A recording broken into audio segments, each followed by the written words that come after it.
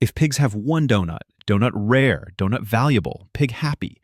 But if pigs make more donuts, donuts become common, donut not special, donut not worth much. This is demand pull inflation. Pigs still happy, but donut price go up. If pigs want more donuts, but donut baker can't make more, donut price go up because donut now more rare. This is cost push inflation.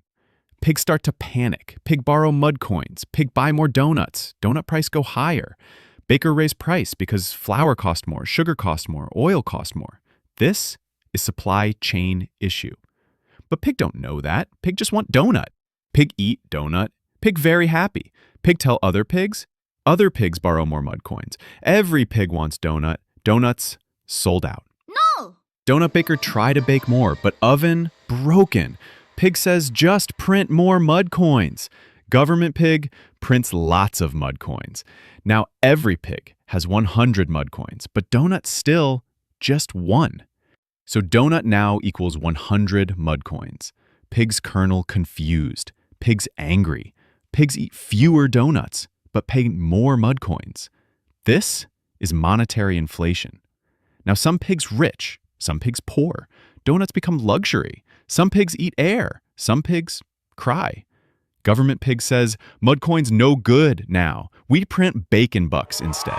Pigs cheer. But bacon bucks, same problem. Too many bacon bucks. Donuts still expensive.